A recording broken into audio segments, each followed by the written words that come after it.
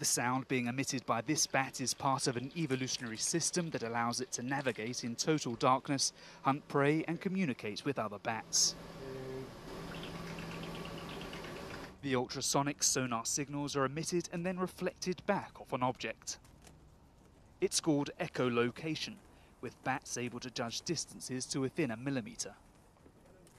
Scientists from Tel Aviv University want to know how they do it, so they're attaching high-tech sensors to the creatures' backs to follow them in flight.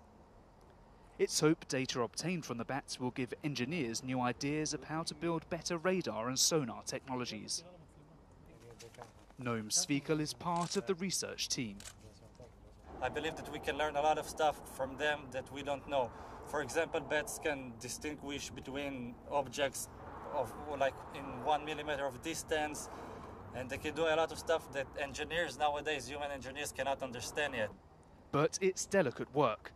Mini GPS units and ultrasonic microphones are carefully attached to the bats using surgical glue. Researchers can then track the bat's movements, while the microphone will record the bat's ultrasonic sonar signals. Leading the experiment is Dr. Yossi Yovel, who says the experiment is only now possible thanks to the latest generation of sensors. We're trying to take neuroscience out to the field.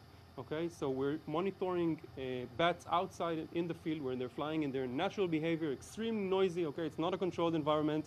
And to do this, we're trying to develop highly controlled sensors that we can put on the bat and monitor, for instance, the sensory input coming in. In the university laboratory, Dr. Yovel's team are conducting tests to see if a bat's nose structure is actively changing the focus and direction of the sonar beam.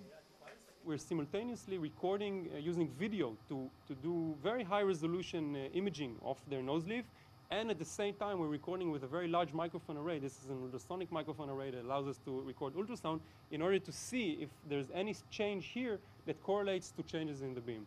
Okay, we hope to show for the first time that bats really actively form their beams or change this beam.